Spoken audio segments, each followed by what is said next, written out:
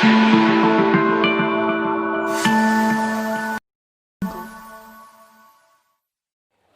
बच्चों, आप सबका बहुत बहुत स्वागत है मेरे यूट्यूब चैनल में। और मैं आपकी रमा मैम। अब मैं आपके लिए लेकर आई हूँ क्लास 10th के चैप्टर 13 से एक्सरसाइज 13.3 का क्वेश्चन नंबर 8। क्वेश्चन नंबर 7 तक वीडियोस कंप्लीट हो चुके हैं और अपलोड भी हो चुके हैं। अगर आप उनको देखना चाहते हैं, क्वेश्चन समझना चाहते हैं एग्ज़ाम की तैयारी के लिए, तो आप मेरा चैनल सब्सक्राइब कीजिए, आपको सारे वीडियोस मिल जाएंगे। और मैं सारे जो क्वेश्चंस होते हैं एनसीईआरटी के सारे क्वेश्चन सॉल्व करती हूँ और उनको ट्राई करती हूँ कि इंग्लिश और हिंदी मीडियम दोनों मीडियम के बच्चे अच्छे से समझ सकें। तो अब हम देखते हैं क्वेश्चन नंबर 8। ओके, तो क्वेश्चन के अकॉर्डिंग हमने यहाँ पे सब कुछ लिख लिया है। Width of the canal 6 metre, depth of the canal 1.5 metre, length of water column per hour. देखिए, नहर जो होती है बहुत बड़ी और बहुत चौड़ी होती है, वो डिपेंड करती है कि हमने किस पर्पज से बनाई है और कहाँ पर बनाई है। और ये बहुत पतली भी होती है, ठीक है। तो यहाँ पे अब नहर तो बहुत ज़्यादा लंबी भी होती है, बट हम क्या करेंगे कि इसकी लेंथ निकालने के लिए जो 1 घंटे में, ठीक है, 1 घंटे का जो हमको दिया है उसके रिस्पेक्ट में और फिर 30 मिनट्स के रिस्पेक्ट में हम उसकी लेंथ लेंगे। तो यहाँ पे देखो क्या दिया है कि 1 घंटे में वो 10 किलोमीटर जा रही है, तो 30 मिनट में कितना जाएगी? 30 मिनट मतलब होता है आधा घंटा, ठीक है। तो हम क्या करेंगे कि 10 को 1/2 से मल्टीप्लाई करेंगे, मतलब वो आधे घंटे में 5 किलोमीटर जाएगी। और फिर 5 किलोमीटर को हम मीटर में चेंज करने के लिए 1000 से मल्टीप्लाई करेंगे तो मीटर में आ जाएगा। हम ऐसा इसलिए कर रहे हैं क्योंकि इसकी जो विड्थ और डेप्थ है ये भी मीटर में दिया हुआ है, इसलिए हमको लेंथ भी मीटर में निकालना होगा। तो ये अब यहाँ पे हम इसको नहर को एक क्यूबर्ड समझ सकते हैं, क्योंकि देखिए नहर तो ऐसे खूब बड़ी होती है, ठीक है, और उनमें से पानी बहता रहता है। लेकिन हम सिर्फ और सिर्फ इतने हिस्से की नहर की बात कर रहे हैं, ठीक है। 500 मीटर जिसकी लेंथ है और जिसकी विड्थ है 1.5 मीटर और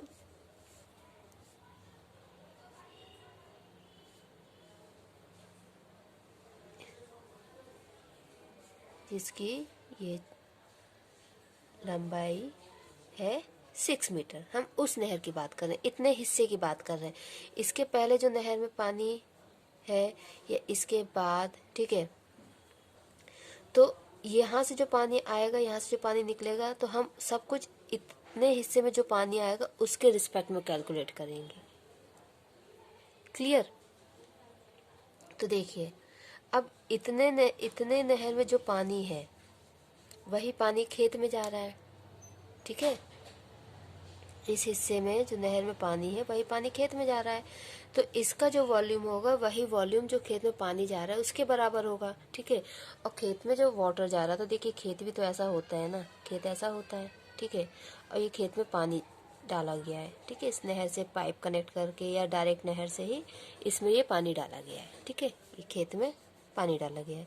अब ये खेत में ये जो मिट्टी पड़ी, ये मिट्टी पानी को सोखेगी, ठीक है, क्योंकि खेत हम 2 डायमेंशंस में ही हमेशा लेते हैं, लेकिन जब पानी सोख लिया तो वो 3 डायमेंशन में कन्वर्ट हो गया, ठीक है। तो ये पानी जो है ये खेत ने सोखा है, जो 8 सेंटीमीटर आपको दिया ना वो, ठीक है, ये पानी सोख लिया है। तो ये भी तो एक क्यूबर्ड शेप में है। तो इसमें क्या है कि हमें ये तो 8 सेंटीमीटर दिया है, हमको ये लेंथ और ये ब्रेड्थ ये निकालना है, मीन्स हमको एरिया निकालना है खेत का। इनडायरेक्टली हमको क्या करना है, एरिया खेत का निकालना है, ठीक है।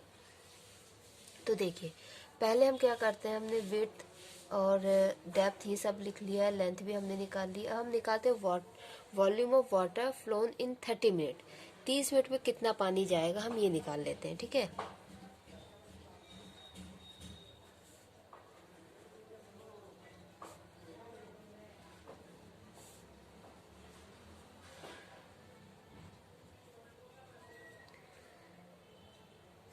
ओके, तो वॉल्यूम कैसे निकलता है, L into B into H, ठीक है, क्योंकि ये दोनों ही क्यूब वर्ड है इसलिए इसमें L कितना है 1.5 मीटर, B है 6 मीटर और सॉरी L ये है, तो वो देखिए तीनों मल्टीप्लिकेशन में तो आगे पीछे हम कर सकते हैं, ठीक है। तो इतना पानी जो है आधे घंटे में फ्लो होगा, तो इसका आंसर कितना आएगा, 5 6 30 1.5 इंटू 30,000। ओके, ये हो जाएगा 45 45 1 2 3 4, ठीक है। क्योंकि 45 में एक जीरो था, सॉरी यहाँ 1.5 में एक पॉइंट था, तो हम क्या करेंगे, एक पॉइंट के एक जीरो के बाद पॉइंट लगा देंगे, तो ये फाइनल हो जाएगा 45,000 मीटर क्यूब। इतना पानी जो है आधे घंटे में फ्लो हो रहा है। ठीक है, अब क्या है कि ये जो 8 सेंटीमीटर दिया है, ठीक है, स्टैंडिंग वाटर, इसको हम मीटर में चेंज करेंगे क्योंकि सब कुछ मीटर में है। तो ये हो जाएगा आपका 0.08 मीटर। ठीक है, इसको जब आप 8 मीटर को 100 से डिवाइड करेंगे तो ये आपका जाएगा 0.08 मीटर। तो ये हमने इसको मीटर में चेंज कर लिया। ओके, अब हम क्या करेंगे, निकालेंगे एरिया इरिगेटेड इन 30 मिनट्स। 30 मिनट में कितना खेत इरिगेट होगा, ठीक है, लंबाई और चौड़ाई के हिसाब से। तो देखिए एक्चुअली होगा क्या, ये हम कैसे निकालेंगे, volume of water in canal is equal to volume of water in field, ये दोनों इक्वल होंगी। ठीक है, तो जो कैनाल का हमने वॉल्यूम निकाला है आधे घंटे का, वो ये निकला है। तो ये क्या होगा, 45,000 इज इक्वल टू, इसका वॉल्यूम क्या होगा, इसका भी L into B into H होगा। ठीक है, तो L into B into H, H कितना है 0.08 मीटर, और यही एरिया हमको निकालना है। तो ये क्या होगा, इसके डिवाइड में चला जाएगा।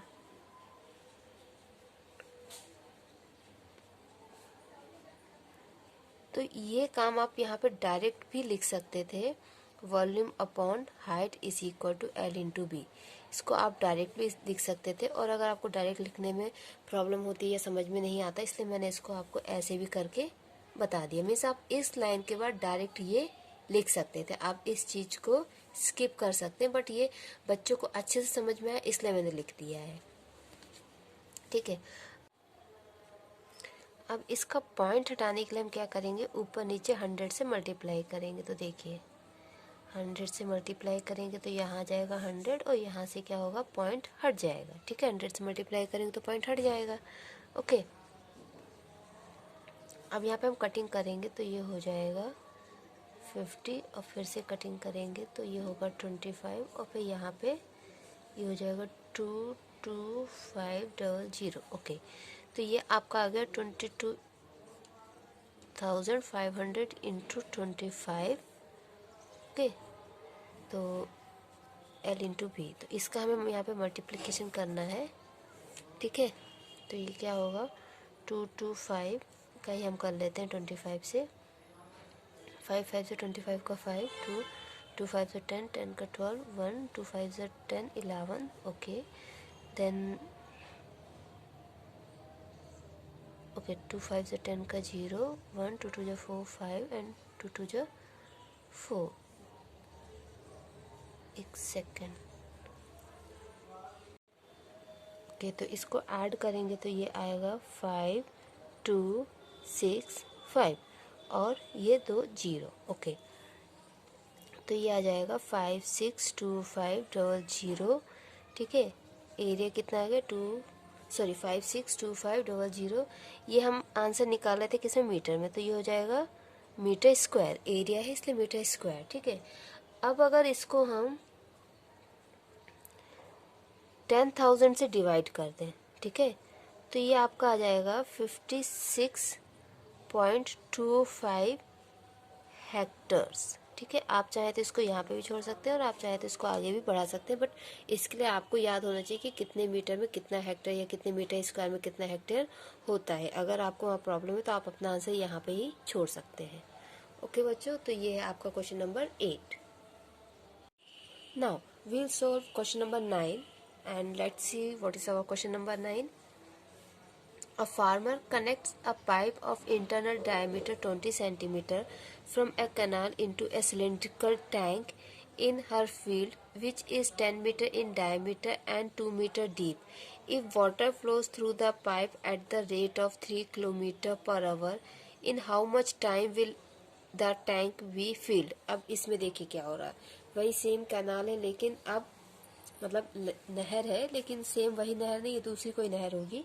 तो नहर है और उस नहर से मैं पाइप लगा के और उस पाइप के थ्रू एक टैंक भरा जा रहा है, ठीक है। और जो पाइप है उसका इंटरनल डायमीटर है 20 centimetre from a canal into a cylindrical tank, और जिस टैंक में पानी भर रहे हैं वो सिलेंड्रिकल शेप में है, ठीक है। Which is 10 metre in diameter, जो 10 मीटर डायमीटर का है और 2 मीटर गहरा है। और जो पानी है वो 3 किलोमीटर प्रति घंटे की रफ्तार से बह रहा है पाइप से। तो ये पाइप की लेंथ हो जाएगी 3 किलोमीटर पर आवर, ये पाइप की लेंथ होगी, ओके। और डायमीटर हमको दिया 20 सेंटीमीटर।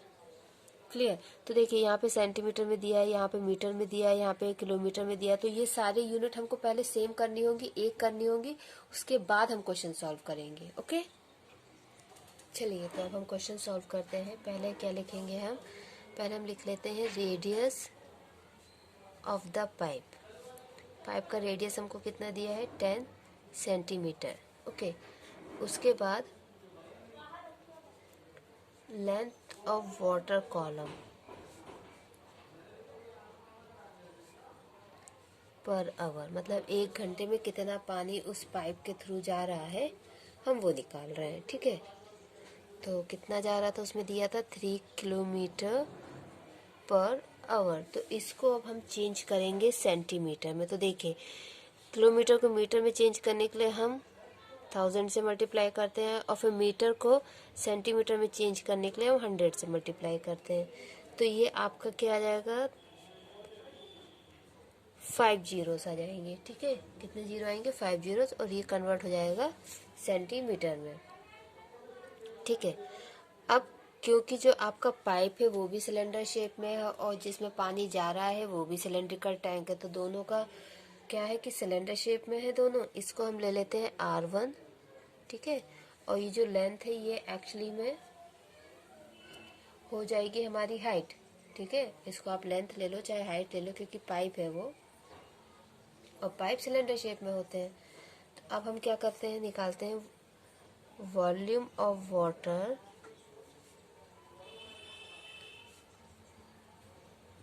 फ्लोन इन 1 आवर, 1 घंटे में कितना पानी जाएगा, ठीक है। अब पाइप क्योंकि सिलेंडर है तो यहाँ पे फॉर्मूला लगेगा वॉल्यूम ऑफ सिलेंडर का, पाई R square H, R1 H1, ये हमारा H है, ठीक है। तो हम वैल्यूज रखेंगे पाई 10 स्क्वायर इंटू 3 4 5, ओके। तो ये हो जाएगा पाई 10 का स्क्वायर कितना हो जाएगा 100, बहुत ज़्यादा वैल्यू हो रही है। तो ये हो जाएगा पाई 3 4 5 6 7, ओके, सेंटीमीटर क्यूब। क्लियर। अब देखिए जितना टैंक भरने वाला है तो हम उसका भी वॉल्यूम निकाल लेते हैं।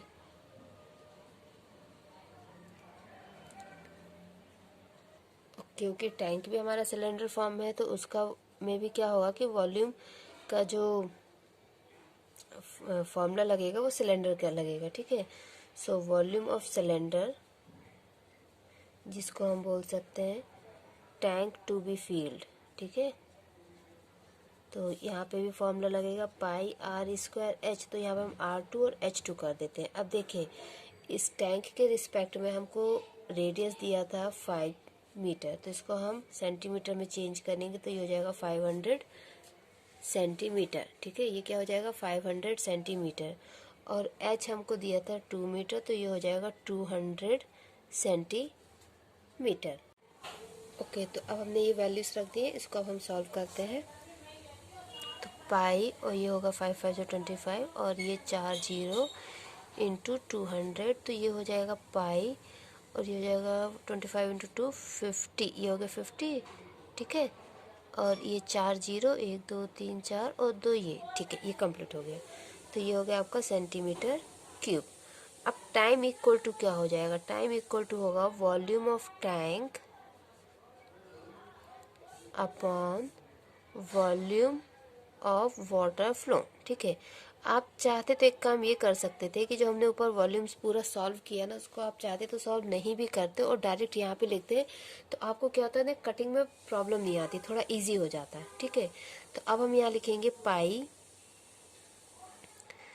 50 और ये 4 जीरो थे और 2 और थे। ठीक है, और यहाँ पे आ जाएगा इसका वॉल्यूम पाई 1 2 3 4 5 6 7। ओके, सो पाई से पाई कैंसिल, ये 0 से 0, 0 से 0, again this and this 4 zero cancel, 5 6 और ये 7। तो ये आपका टाइम आ गया 5/3। टाइम कितना आ गया? 5/3।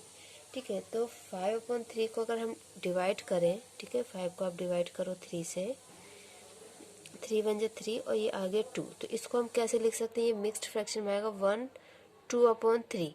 ठीक है, hours, that means 1 our and इसको 2/3 अप्रॉक्स नहीं, एग्जैक्ट होगा ये 40 मिनट्स। ठीक है, इसको आप कैसे निकालोगे कि ये 40 मिनट्स आया है? इसको आप ऐसे कैलकुलेट करोगे, 2/3 मतलब 2/3 हिस्सा किसका? 60 मिनट्स का। ठीक है, जब इसको आप सॉल्व करोगे तो ये आपका आ जाएगा 40 मिनट्स। ठीक है, 1 आवर तो हमारा पक्का है, और 2/3 हिस्सा 60 का, तो 2/3 हिस्सा 60 का कितना होगा? 40, इसलिए 40 मिनट्स। तो ये देखिए 1 आवर मीन्स 60 मिनट्स और ये 40 मिनट्स तो होगा, इसको हम मिनट्स में कन्वर्ट करें तो ये टोटल हो जाएगा 100 मिनट्स। ओके, तो ये रहा आपका क्वेश्चन नंबर 9। अगर आपको कोई भी डाउट हो बच्चों तो आप कमेंट सेक्शन में कमेंट करके मुझे बता सकते हैं, तो मैं आपको सॉल्यूशन दे दूंगी, आपका आंसर आपको मिल जाएगा। थैंक यू बच्चों, पढ़ते रहिए और अपना ख्याल रखिए। Bye bye.